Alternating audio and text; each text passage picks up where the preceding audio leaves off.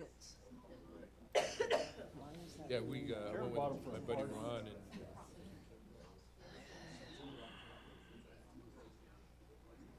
plays, and then, you know,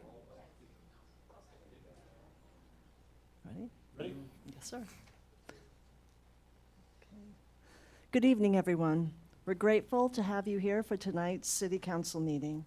Your presence and participation help shape our community.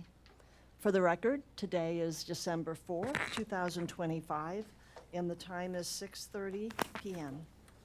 I'll begin with the roll call. So, Council, when I call your name, please say here or present.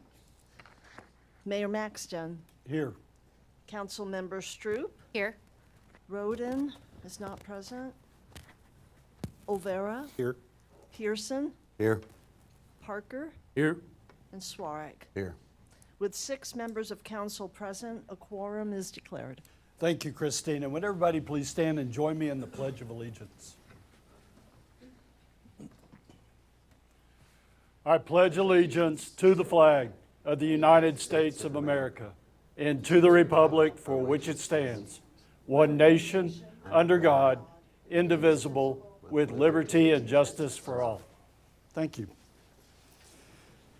Just a reminder to everybody that's here tonight, we do live broadcast our meetings and would like to welcome everybody that's joining us here in the council chambers and all of those that are joining us by the live broadcast.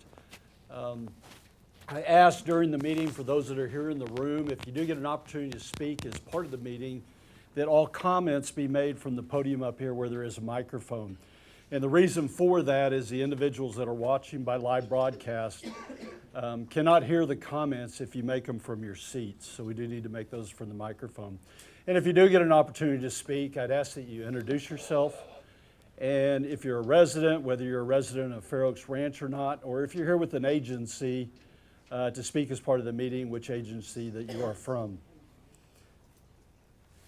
And with that, we'll move on to our citizens and guest forum tonight. And in accordance with the Open Meetings Act, council may not discuss or take action on any item which has not been posted on the agenda.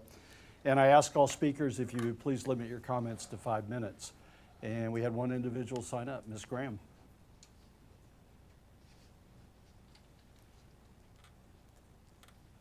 Good evening, everybody. Christine Graham, Sutter Falls Estates, Fair Oaks Ranch residents. Happy holidays to everybody. Thank you. First, I want to thank Scott for his weekly memo of November 21st regarding the Valero gas station and convenience store that may be going in over on Dietz. All I want to do is simply ask council if you would revisit a reduction to limit the speed limit on the narrow strip of road. TSAC doesn't meet again for a couple months. There already exists a threat to wildlife. There are no sidewalks. There are no pull-over lanes. It's not uncommon for golf carts, especially during the warmer months, full of kids, parents are on break, running down to the HEB. It's an accident waiting to happen. With the commercial entity going in, I realize that you all can't do anything about that. You can do something about the actual street in our city. So I would ask that you revisit that and look at reducing the speed limit, putting in sidewalks, something to keep people safe. Thank you.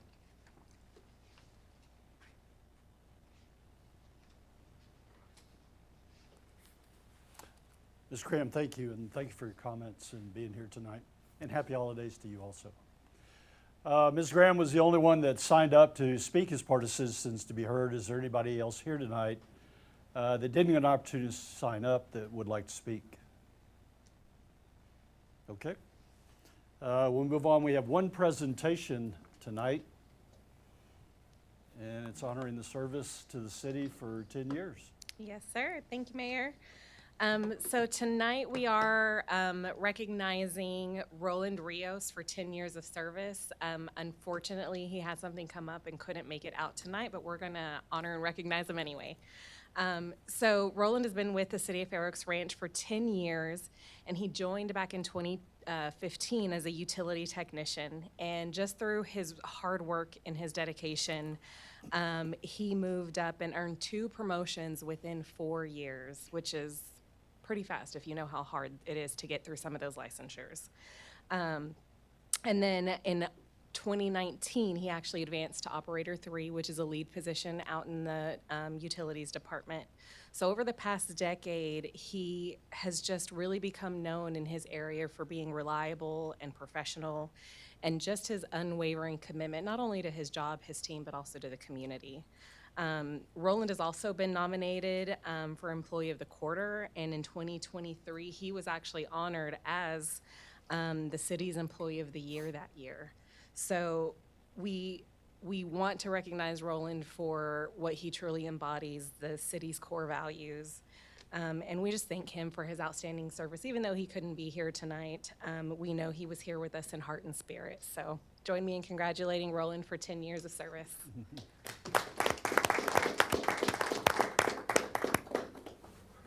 And please pass on to Roland how much we appreciate what he's done for the city. All right. With that, we'll move on to our consent agenda items. We have 4 items on the consent agenda. First, the approval of the November 20th, 2025 regular city council meeting minutes. Second, approval of a resolution casting votes for candidates for the boards of directors for the Bear and Comil appraisal districts for 2026. Third, approval of the second reading of an ordinance of the City Council of the City of Fair Oaks Ranch, Texas, amending the Fair Oaks Ranch Code of Ordinances, Chapter 12, Traffic and Vehicles, Article 12.01, General Provisions, Section 12.01, Paragraph 003, by reducing the maximum speed limit on Silver Spur and Post Oak Trail to 30 miles an hour. And last, approval of a resolution authorizing the execution of an agreement with the Marondo Group for strategic planning, facilitation, and plan development. Is there any council member that would like to remove any of these items from consent to consideration? And with that, can I get a motion to approve the consent agenda? So moved. All right, Emily made the motion, and Scott Yes. seconded. All in favor of approval of the consent agenda, please say aye. Aye. Aye. Any opposed? Consent agenda is approved. Thank you. And we have 5 consideration items up tonight. The first one is a very special one. Consideration and possible action accepting a private monetary donation to the City of Fair Oaks Ranch Police Department. And I'll turn it over to Chief. Thank you. Mr. and Mrs. Lalati, would you stand with me?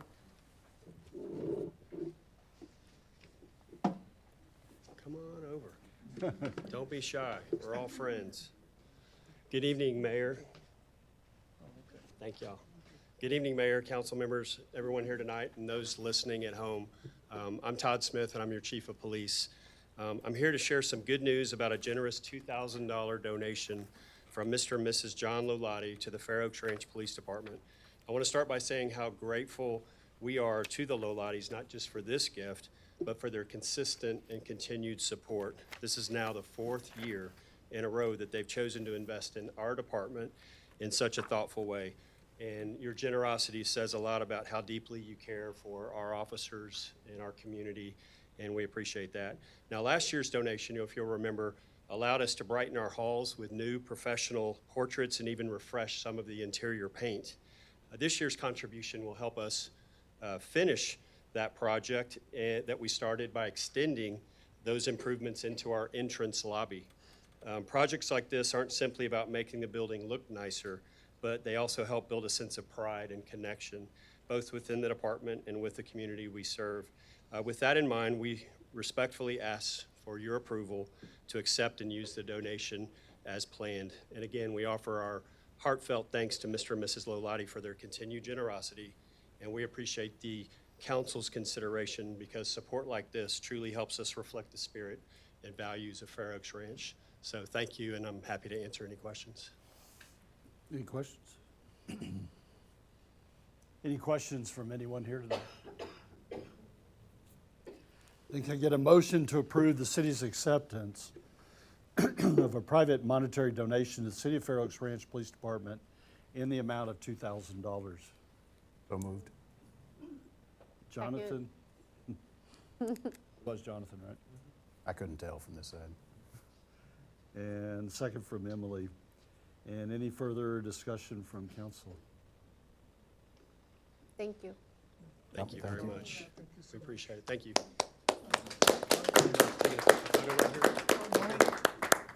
We're gonna take a photo real quick. For council, while they're getting organized with the motion on table, all in favor, please say aye. Aye. Opposed? The motion is approved.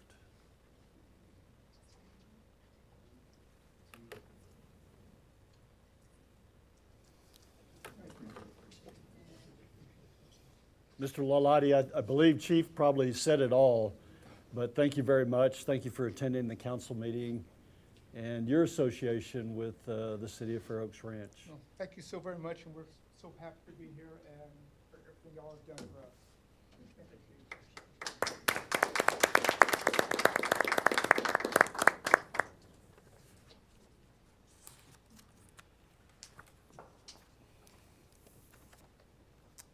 The next item that we have on the agenda is the consideration and possible action approving a resolution authorizing the execution of an agreement with Tyler Technology Corporation for public safety software solutions, expenditure of the required funds, and execution of all applicable documents by the city manager. And Summer. Yes, good evening, Mayor and Council. Summer Fleming, Director of Finance. So for your consideration is a resolution authorizing the execution of a software-as-a-service agreement with Tyler Technologies for public safety software. This item begins on page 51 of your agenda packet, and the supporting slides begin on page 141. So as you know, Fair Oaks Ranch participates in a long-standing interlocal agreement with the City of Bernie and Kendall County to share a centralized public safety and utilities communications center. We refer to that as dispatch. And under that ILA, Bernie operates the dispatch center and manages the computer-aided dispatch system, or CAD, while each entity, including Fair Oaks Ranch, maintains its own records management system, or RMS. Chief Smith serves as the city's representative on the board of directors that oversees that centralized dispatch communications office. So currently, the city uses Tyler's on-premises RMS platform. And as part of this regional modernization effort, all 3 jurisdictions are transitioning to Tyler's cloud-based enterprise public safety suite. So this migration moves our RMS from an on-premise server to a secure hosted cloud environment. Now, the agreement with Tyler Technologies includes the CAD-related upgrade and service costs, but those costs are billed directly to the City of Bernie and subsequently cost shared by the city under the ILA. And then the city's RMS subscription and implementation fees will be billed directly to the city by Tyler Technologies. So the new software as a service model strengthens the city's system in several ways. It'll improve system reliability, cybersecurity protection, and disaster recovery. It'll streamline the integration between CAD, RMS, and the mobile field applications. It'll enable real-time data sharing among dispatchers, officers, and partner agencies. It'll provide the automatic updates and continuous improvements being cloud-based. And it'll strengthen the regional interoperability between the 3 jurisdictions. So this purchase is through a Sourcewell cooperative contract, which provides competitively bid pricing available to the city as a member. It's a 3-year agreement that representing a total investment to the city of $213,392. That includes the one-time implementation cost of almost $77,000, and then annual subscription fees of $45,465. So this is an annual increase of $21,000 over our current on-premises RMS platform. Again, while that's a notable increase, that cloud-based model shifts the responsibility for system updates, security patches, server maintenance to Tyler Technologies, which means that we will have greater reliability and more frequent improvements. Funding for the first year has been provided in the fiscal year 25-26 public safety and IT budgets. This agreement has been reviewed and approved by legal counsel, so staff recommends approval of this resolution authorizing the city manager to execute this software as a service agreement for our RMS upgrade. And I'm happy to answer any financial or contractual questions council may have, and Chief Smith is here who can address any operational questions. Or Summer, Yes. is this under operations now or operating now, or is there a time when it's going to start, if it isn't yet, or It work has up not, and running? it has not started yet. The city of Bernie approved their contract with Tyler on October 27th. And yes, and Kendall County is taking their agreement to the Commissioners Court next week on December 9th. If ours is approved and theirs is next week, each entity will begin the RMS upgrade to the cloud-based from the server. Brian has a better idea of how the implementation is going to work, but it's going to be multiple pieces. We'll have our RMS on-premise upgraded to the cloud. I think that probably take a couple months. Meanwhile, the CAD is also going to be being upgraded at the centralized dispatch center. It's a couple months. I know Brian, when I talked to him, we're currently using the on-premise, it's housed on a server on site. We'll continue doing that up until the transition. So we'll pay the cost for the on-premises platform up until we're actually operational on the cloud-based platform. Jonathan? So question for Chief, I think. And I did ask this question before, so I think I know the answer, but our system as it stands right now won't communicate once they do the upgrades, right? Like, we have to upgrade to match what everybody else has so that we can continue business as usual. That is correct. We're three of us, all operating as one, if you will. Yep. Chief, Yes. this, everybody will go live at the same time? Yes. Okay, so that's, Yeah, I'm sure the CAD implementation and upgrade has to probably be in place first. Meanwhile, all the RMS upgrades are happening, so that way they can all talk to each other.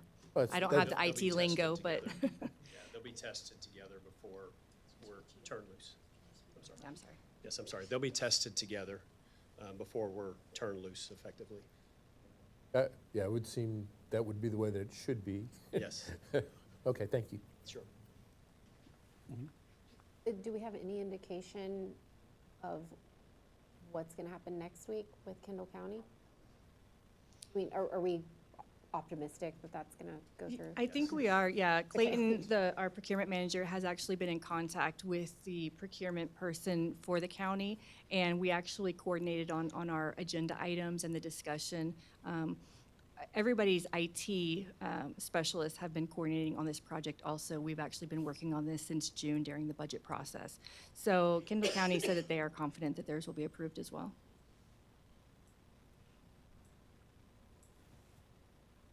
What happens if it's not approved? What if Kendall County decides not to approve? Does that stop the whole system for all three entities, or? No, the city of Bernie has already approved theirs, so they're getting the CAD upgrade. I don't know how not upgrading their RMS, if they would continue to be able to use the centralized dispatch location. Which is run by Bernie? Yes. Okay. Now, there is the board of directors with representatives from each entity that are on that make the decisions for software updates and how the platform is run. Sure. But, yeah, I am not sure how that would work if Kendall County did not upgrade theirs. We don't have any indication that that's the case. Again, we've been working on this project coordinated with Sure. them since June, so. Okay. Anybody else? Any other questions? I know you're good. I was asking you any questions. I'll leave that there. Is there anybody here tonight that has any questions?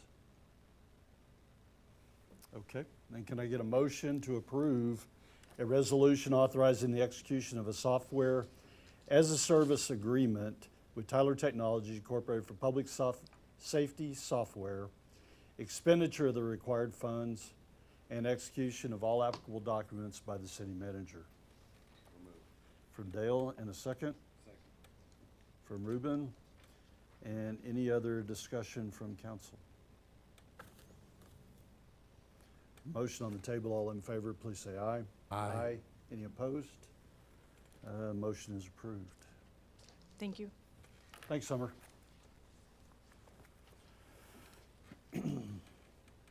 Our next item is the consideration and possible action approving a resolution authorizing the execution of an interlocal agreement with Bear County for the repair and maintenance of Old Fredericksburg Road. And Grant, I think you have a presentation as part of this? I do, yes, sir.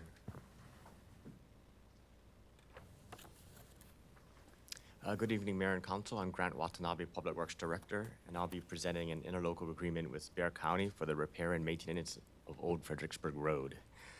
For reference, this agenda item starts on page 147, and this presentation starts on page 160. So starting off with a bit of history first, back in January of 2024, Bear County notified the city that it would cease maintenance of Old Fredericksburg Road. Their stance was that it should have been annexed by the city back in 2017 in accordance with Section 43.106 of the Texas Government Code, which I'll cover in more detail on the next slide. The specific section of Old Fredericksburg Road that pertains to this ILA runs from the I-10 frontage road to Dietz Elkhorn Road and is highlighted in green on the map to the left.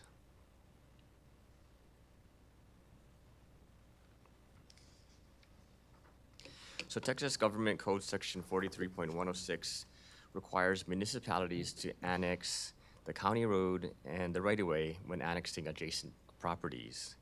The city did annex adjacent property in 2017 to the east of Old Fredericksburg Road.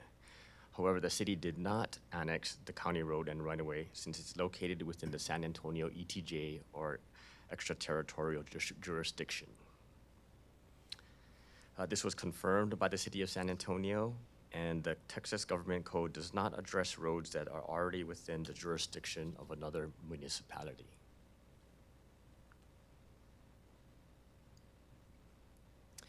So here's a few photos of the current road condition. You can see there's degradation of the paved shoulder, which has progressed over time and is now impacting the travel lane. There's quite a few potholes due to base failure in several locations, and likely a reduction in service life due to the SAWS utility project, which happened about 2 years ago.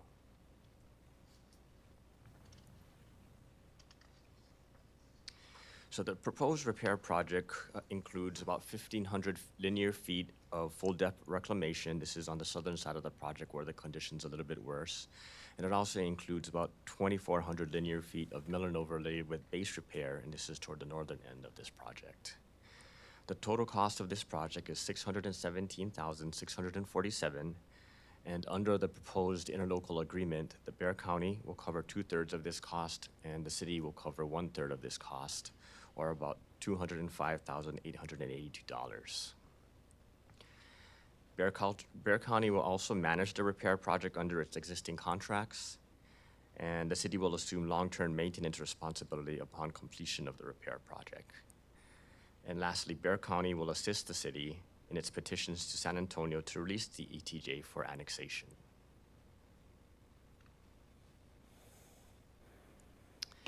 There's several benefits to our citizens. First, it aligns with priority 3.4 of our strategic plan to enhance and ensure reliable roadway improvement initiatives.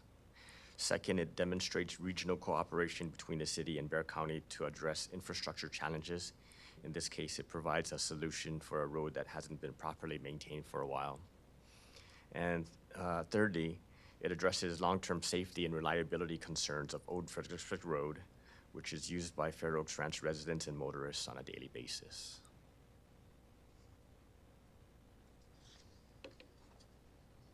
In summary, staff is seeking City Council approval of the ILA, and if approved tonight, Bear County is expected to consider the same ILA on February 17th at their Commissioners Court meeting. Following that, construction is anticipated to start in the March or April timeframe of next year. And that concludes my presentation, and I'd be happy to take any questions. Brian, any time frame on the start to finish of the construction then in the March, when it's going to start March, April, but what kind of time period you're looking at? If the project starts in March or April timeframe, I'd estimate 4 to 6 months. This one should move fairly quickly. And so timing's good, so school will probably be out too to reduce some of the traffic. That would be a benefit, correct?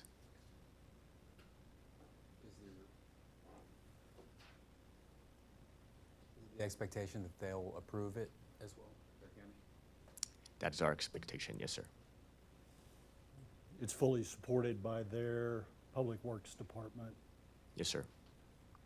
In fact, I believe the Bear County Public Works Department has already invested $110,000 in this project for the design development required. That's correct. Bear County fully funded the design for this project.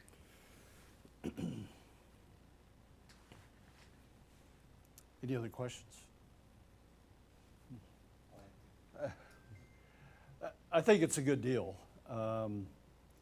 You know, what we've been through, and for Bear County to work with us, and actually it's our Bear County Commissioner, Grant Moody, has extended and been able to work with us when the initial stance was that they were done with any work on that road. So they've really reached out to help us in this process to transition the road over to Fair Oaks Ranch. Concern for me, I think we identify it as a connector street as part of our city, but this is also a residential street for the 7 homes that are on that street. And as part of the city, I think we owe it to our residents to provide quality, essential services, one being roads, for our residents, those that utilize it to, I don't know, go to HEB or those that are going to the school, but also those that live on that street that travel that every day. And Grant, one of the concerns that came up is through this ILA, I mean, we're signing up to say that we have full responsibility for taking maintenance responsibilities for this road. Some risk in that we do have to get the ETJ released from the city of San Antonio. And Scott, any idea on, do you anticipate any challenges with that, or? I do not anticipate any challenges. When this issue first came up, I spoke directly with the city of San Antonio's planning director and assistant planning director about if and when this came to pass, would they be amenable to releasing the road portion only? And while, of course, the city would have to go through its process, they indicated that they would be amenable to that. Road portion only. They don't maintain it now. I don't think they'd be interested in it. I don't foresee any challenges, although they would have to take formal action to release that. So minus this ILA, I mean, even if the ILA wasn't approved, San Antonio doesn't maintain the road, and the county's been pretty adamant in their position that they're not going to do any further maintenance on the road. Correct. Unless it's covered under this ILA. Yes, that's correct. Any other questions from anyone here tonight? Then can I get a motion to approve a resolution authorizing the execution of an interlocal agreement with Bear County for the repair and maintenance of Old Fredericksburg Road, expenditure of the required funds, and execution of all applicable documents by the city manager? So moved. From Ruben? Second. From Jonathan? And any further comments from council? With the motion on the table, all in favor, please say aye. Aye. Any opposed? Motion is approved. Thanks, Grant. Thank you, Council.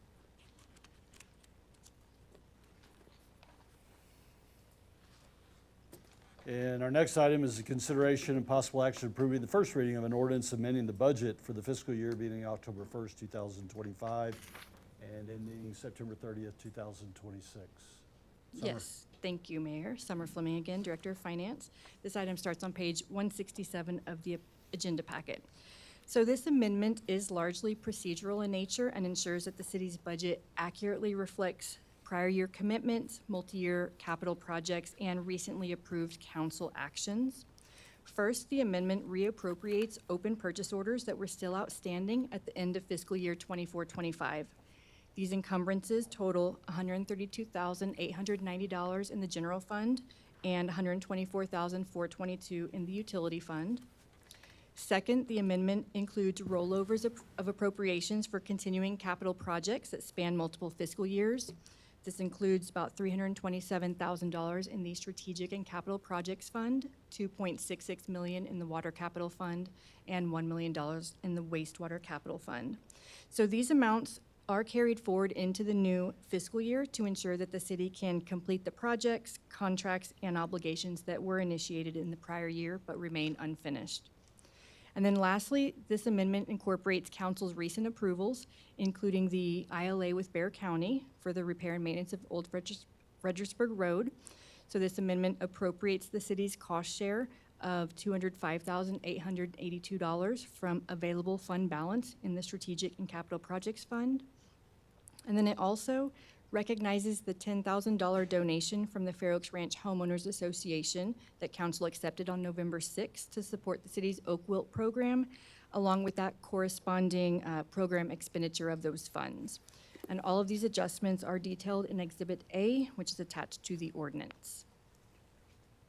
And I can answer any questions you might have. Any questions from council? Everybody good? Any questions from anyone here tonight?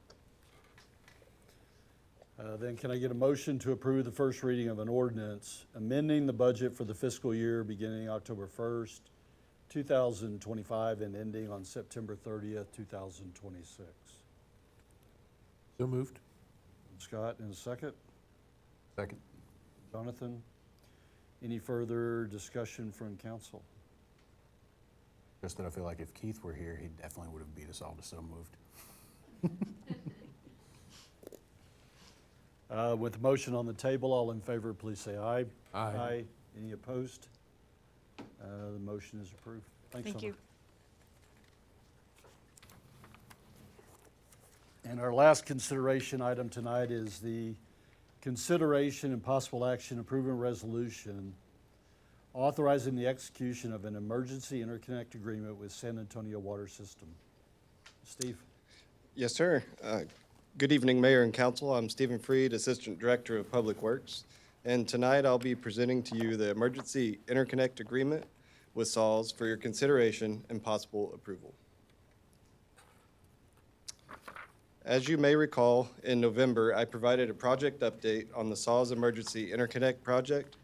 Tonight, we are looking specifically at the agreement itself, which is required before we can connect to the SAWS system. This agreement formalizes the terms under which SAWS may provide the city with temporary potable water during qualifying emergency conditions, such as system pressure loss, mechanical failure, or an extended power outage. The interconnect will be located on Leslie Pfeiffer Drive with SAWS own metering at the point of delivery. Overall, this project enhances the city system resiliency by establishing a controlled method for receiving emergency water into Pressure Zone C, which is the area served by the interconnect. Under the agreement, the city is responsible for design, permitting, construction, and obtaining all required approvals from both SAWS and TCEQ prior to making the connection.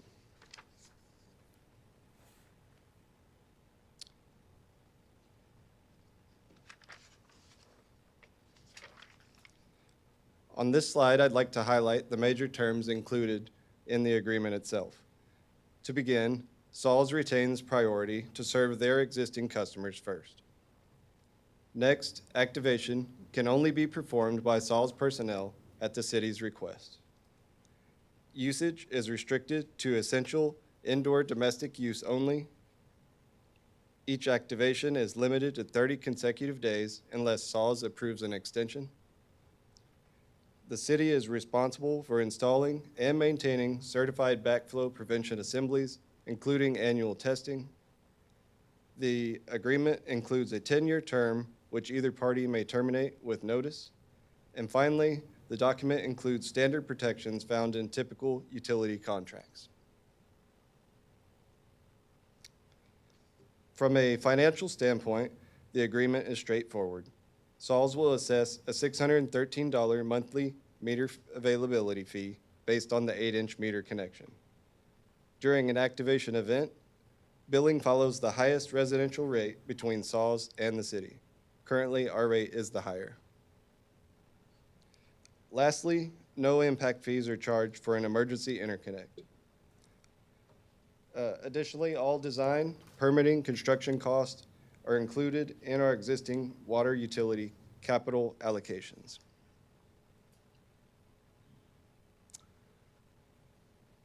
Staff recommendations are the approval of the resolution authorizing the city manager to execute the emergency interconnect agreement with SAWS. This agreement is an important step towards strengthening our emergency preparedness and our ability to maintain water service during significant system disruptions. And that concludes my presentation. I'll be happy to answer any questions. Everybody good? Steve, one of the comments you made as part of the ILA that it's, we have to agree to only indoor use during the time, meaning that no landscape watering, no filling pools. And really, my understanding would be, this would be an emergency condition that we would be under anyway, so we'd be limiting water use at that time. That's correct, and sir. enforcing it. So it's not like something that's going to happen, you know, possibly tomorrow, and we're switching over, nobody knows about it. This will be in tough times already. Yes, sir. Would Most be- likely with messaging pushed out from the city to conserve and reduce outdoor consumption, Right, essential so- use only. Okay, Hopefully, we don't need it. Correct. right. If it is needed, how is the decision made to jump on and fire it up? The decision would be, Or who makes that? the staff decision would be made. We'd be reaching out to SAWS, essentially checking with them, making sure they would be able to provide us water at that time. But their staff would turn the connection on. But you'd have some type of triggers that you're looking at, that we're not filling up our water tanks at a capacity that we need to support water flow, health and conservation water flow to our residents. Yes, sir. You know, if we need something additional. And I believe y'all probably have some triggers that y'all would be looking at. And if getting close to those, you'll probably notify SAWS and say, hey, we're looking at this, we're getting close. Right. We'd have a feeling where we would need the water and reach out to them ahead of time. Yes, Yeah, sir. which would also allow us time to start notifying residents that this is possibly coming. This would only serve really the south side, and if, That- so if that happens, then if we move south side off to this, then it alleviates use for everyone else on our system. Correct. Yes, sir. Everything south of Deeds Elkhorn, pretty much. All right. Any other questions? Any questions from anyone here tonight? Can I get a motion to approve a resolution authorizing the execution of emergency interconnect agreement with the San Antonio Water System, expenditure of the required funds, and execution of all applicable documents by the city manager? So move. Ruben, and a second? From Emily. Any other further comments from council? Motion on the table, all in favor, please say aye. Aye. Aye, any opposed? The motion is approved. Thanks, Steve. Thank Good you. explanation. And the last item that we have on the agenda tonight is a report from staff, but really from, well, Carol's going to kick it off. An update on the Ralph Fair Road, FM 3351 yes. traffic study. Yes, sir. Good evening, all. Just a quick summary by way of background. On March 21st, the city received a citizen request to reduce the speed limit on Ralph Fair Road within the city limits to 45 miles per hour. The requester cited safety concerns related to the increased merging and exiting activity from the feeder roads. Ralph Fair Road is owned and maintained by TxDOT, so the city alone does not have jurisdiction over setting its speed limits. On May 7th, TSAC reviewed the request and voted to recommend that the City Council consider submitting a formal request to TxDOT for a traffic study to evaluate lowering the speed limit within our city limits. Following that, on June 5th, City Council accepted TSAC's recommendation and authorized the preparation of a resolution for their consideration authorizing the city manager to submit a request to TxDOT. Shortly after that council meeting, staff met with TxDOT, who informed us that they had recently received a similar request from Camp Stanley that they were going to be performing. The study included the city limits of Fair Oaks Ranch. They indicated they would share these results with us once the study was completed. So we are here tonight with Andreas Gonzalez, TxDOT area engineer, who will report on that recent traffic vehicle report and its findings. Thank you. Thank you. Good evening, Council. As Carol stated, I'm Andres Gonzalez, work with Texas Department of Transportation. My role with TxDOT is area engineer, so I kind of look after 4 counties, including Kendall, Kerr, Bandera, and Uvalde counties, and really just everything state road related, maintenance, construction. I dive a little bit into design and provide input in planning kind of thing, but just point of contact for everything that relates to our state roads. So as stated, I'll go briefly over. I'm gonna go over a little bit of kind of how these studies are done. I'm not an expert on traffic studies, but I know a little bit. The speed study was conducted from IH-10. It's basically the north limits of the city of Fair Oaks city limits. As you know, the current speed limit out there begins at 45 miles an hour from I-10 to about the northern end of Camp Stanley property, and then it turns into 55, and it goes all the way up to the north end of the city limits. The typical practice follows a manual. It's called Procedures for Establishing Speed Zones Manual for TxDOT. There are several criteria, but the gist of it is there's typically 2 locations picked within a certain stretch for each bound. So in this case, 2 locations northbound, 2 locations southbound. And then it's done by radar. So it's basically put a radar out there. And the gist of the radar is to measure how fast the population is driving the road.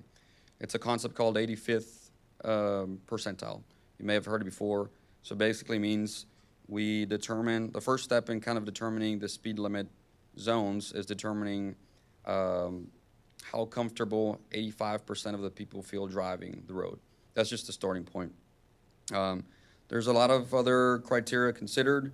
There's crashes considered, driveways considered, shoulder width considerations, and then several other criteria that gets mentioned in the manual, along with any input that our maintenance sections may have, or our area office or myself may have, or really the public, things like that. So several things get considered. Let's see here. 2 hours per location is the standard, or it's either 2 hours per location or a certain number of vehicles counted. That's basically for lower ADT roads. In this case, it's a 2 hour. A preference on the date is basically non-peak hour, and preferably Tuesday through Thursday. The reason for that is Fridays and Mondays are typically, you can find different scenarios with drivers. It's not the average kind of driver, if you will. So that's basically the gist of it, of how it gets done. It was done this year. There was one done in '24, actually, that I talked to you guys about in the past. The results were different. So diving into the results, basically the results warrant a 5 mile an hour reduction on the entire limits of where it's 55 mile an hour currently. So That's a change. Now, the process is, there's two different scenarios basically for the city and the non-city limits. Since this area encompasses both outside and inside city limits, we have to go through the basically non-city communication side, if you will. So if you're in the city, you can basically go to TxDOT in Austin, make our case. If they agree, we go to the city, and then there's a city ordinance and we can change the speed limit. Since we're outside of the city limits, then we have to go, basically first step is TxDOT Traffic Division in Austin, get concurrence from them, and then go to Texas Transportation Commission, get it on their agenda, and then they pass it, and then that's when we go back and actually change the signs. So speaking to my traffic team, we're looking at a rough timeline of April to actually change the signs. We're trying to get onto the January Transportation Commission agenda, and then from there, basically, I would say a 3-month turnaround is fairly conservative. So hopefully by April is when we're looking at changing the signs. Questions at this point? Anything? No, just since you're up there, so the 85th percentile thing, I'm reading some stuff that it's kind of being looked at as possibly outdated and there's something new that might be better. Are you guys working on anything other than basing these off of, other than the 85th? I think I've heard Traffic Division and obviously are the ones that are in charge. Right now, it's still kind of the starting point, the official kind of tool we use. That being said, we do acknowledge that the 85th percentile is just a starting point. There's a lot more, factors to look at.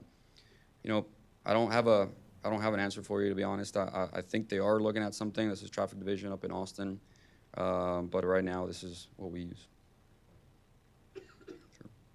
So for us, we're looking at going from 55 down to 50? Based on the information you provided, yes. So really, the report to staff, or to council, so we had requested, as Carol mentioned, we had requested a traffic study. And the information came back to us that a traffic study had already been conducted.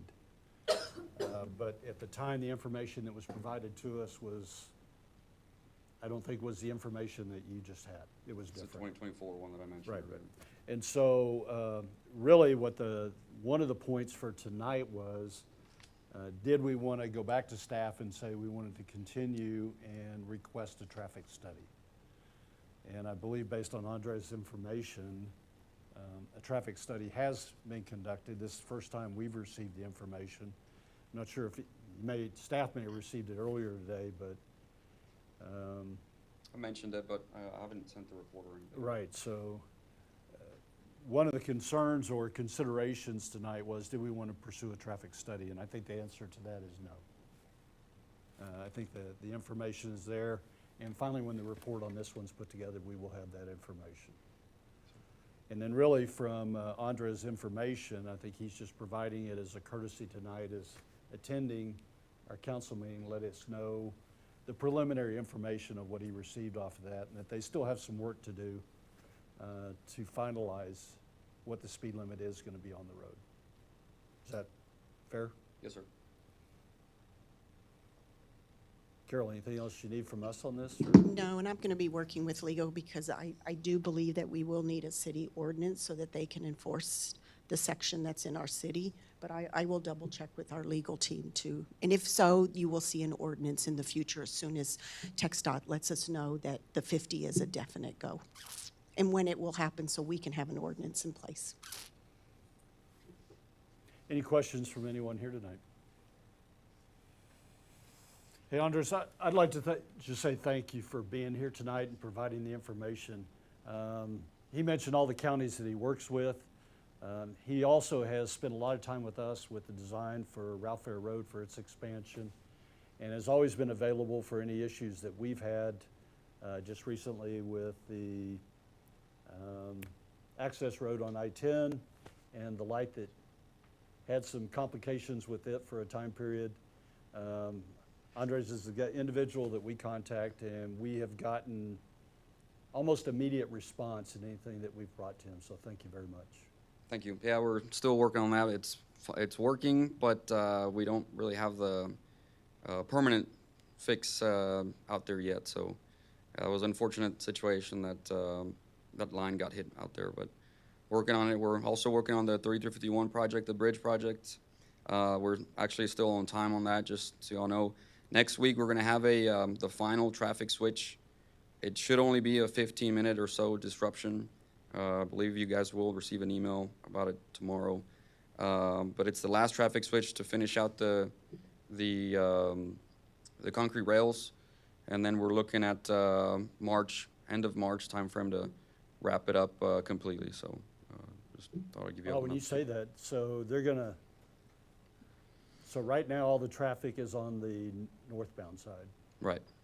And so they're gonna switch it to the southbound side so that they can put the concrete rails up on On that the other side, yes, correct. Okay. And finish it up.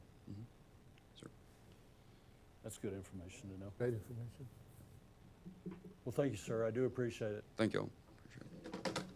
And I know you're a busy man, and you probably come out here and spend a council meeting with us. I just want to say how much I appreciate it.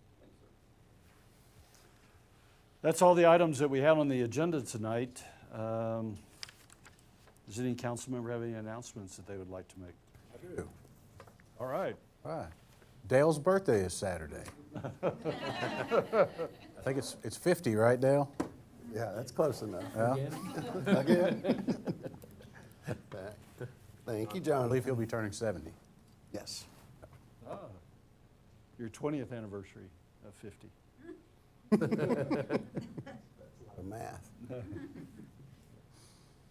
Well, everybody, please reach out to Dale on Saturday and wish him happy birthday. Wish you all the best. Thank you. Anybody else? It's a Like- good one. Thanks, Jonathan. Just good news on Councilman Roden's wife, Nancy. All the prayers that have gone out for that are working wonders. So, Keith, if you're listening, tell Nancy we're still thinking about her. That's why Councilmember Roden was not able to join us tonight, but everything is going well and on track. Going well, yes. Anybody else? Two good announcements, thank you. Well, I have some boring announcements compared to those. City Council normally conducts our meetings on the first third Thursday of every month. For the upcoming holiday period, the meeting that was scheduled for December 18th and the meeting scheduled for January 1st have been canceled.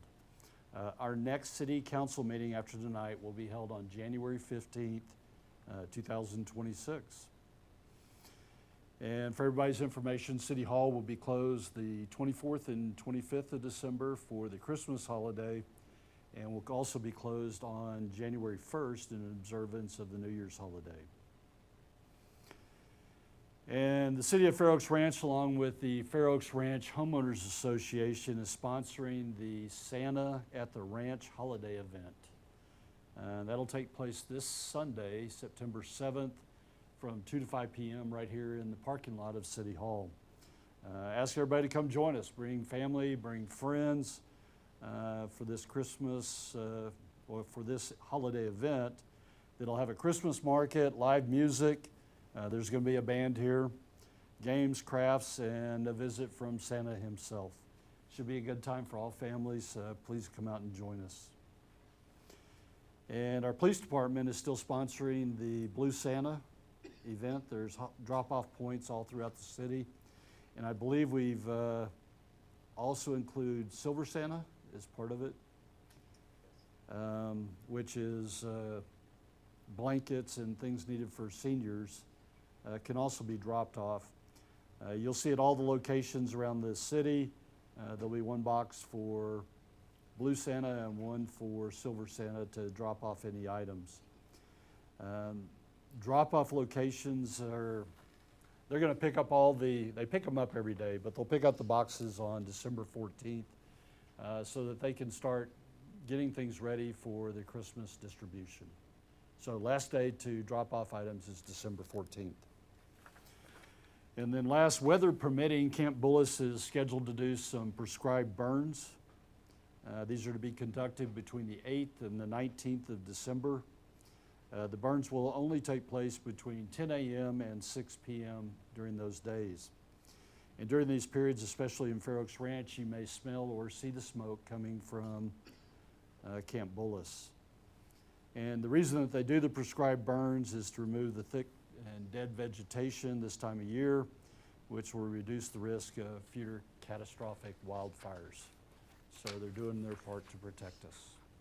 And the last announcement I have is happy holidays, and wish everybody the best, family and friends, during the holiday period, and a happy new year to you also. Scott, anything else? Excuse me, one announcement, Mr. Mayor. The city has understandably been getting a few questions about the gateway feature. Fortunately, relative to the incident from a few weeks ago, fortunately, the feature was built to a very high standard, so there was no permanent damage done to that structure.